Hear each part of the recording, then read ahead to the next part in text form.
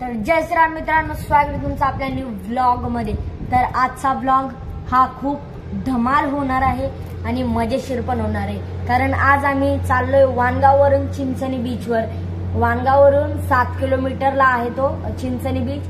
मी मागच्या वर्षी आलो होतो तर मिनी ब्लॉग तयार केला होता मी बीचचा, तर तो पण बघा, डिस्क्रिप्शन लिंक मी देतोय। तर स्टार्ट करूया आजचा ब्लॉग।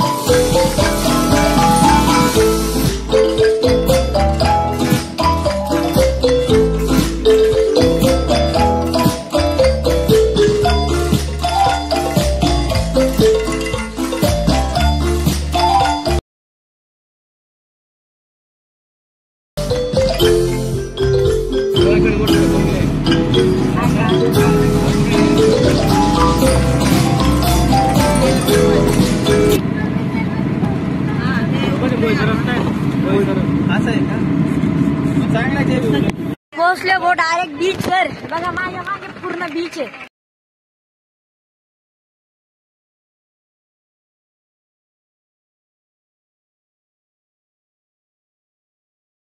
बघा गोळा गोळा गाडी डायरेक्ट एकदम कडक मधली। इकडे बीच आहे सगळं आणि इकडे ते सगळे खाण्याचे स्टॉल वगैरे, इकडे खुर्च्या वगैरे सगळं। बघा इथपर्यंत माती आलेली आहे, समुद्र दूर आहे आणि माती इथपर्यंत आलेली डायरेक्ट सगळी। बघा पूर्ण पूर्ण इकडच्या साईडला गार्डन आहे, इकडे मंदिर वगैरे, इकडे बीच, इकडे गार्डन आहे। समुद्रात जाण्याच्या पहिले मंदिराचं दर्शन घेऊया आपण। आता काय इकडे कपडे वगैरे चेंज करेल, कारण या कपडे नवीन ना, आता काही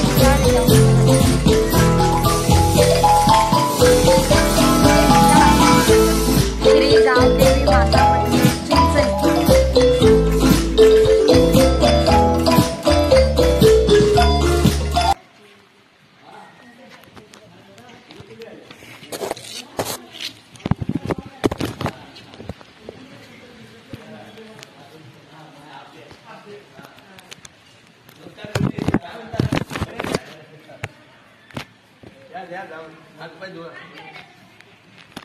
चिंचणी आहे मुंबईमध्ये, तरी असं वाटतं की हे संपूर्ण कोकणामध्ये। बघा सगळीकडे नारळाचे झाडे डायरेक्ट सगळीकडे। नजारा इतका भारी नाही काय रे, एकदम भारी नजारा। फुलं होते आपल्या बजरंगबलीला।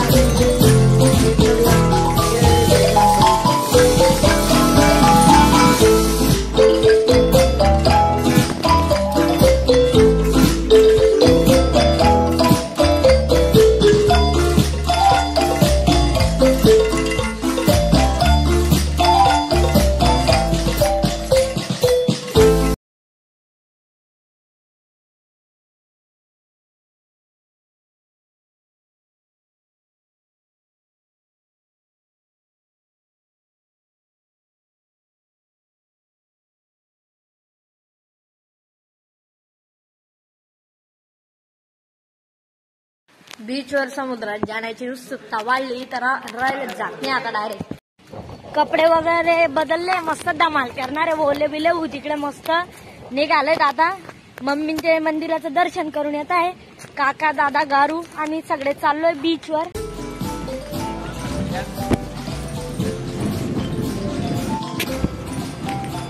खुंट वगैरे सगळीकडे, हवा खूपच आहे म्हणून आवाज येत नसेल कदाचित माझा।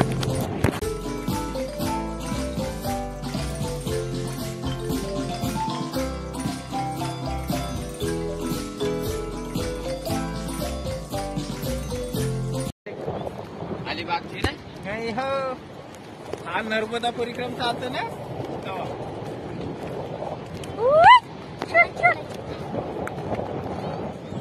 रस्त्याची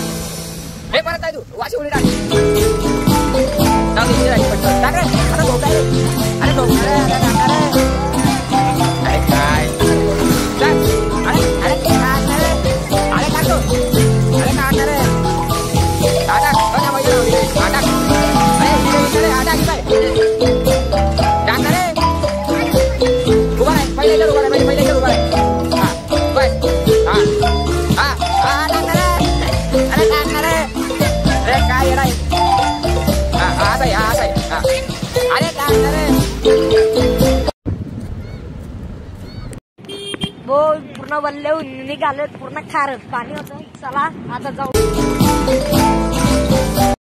झालंय बा आता मंचुरियन वगैरे खाऊन आता जाऊया. मंचुरियन घेता मस्त पार्टी, मस्त थंडी मधून आले ना आता गरम मस्त घे. इकडे फॅमिली बसली आपली सगळी, गाडी आलेली. चला रोहन काय रे पुढे कोण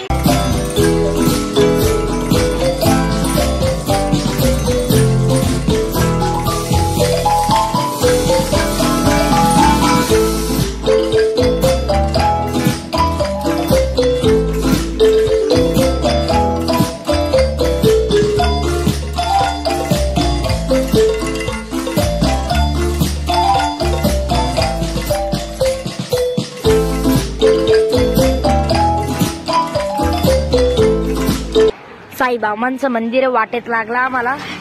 चला दर्शन घेऊया.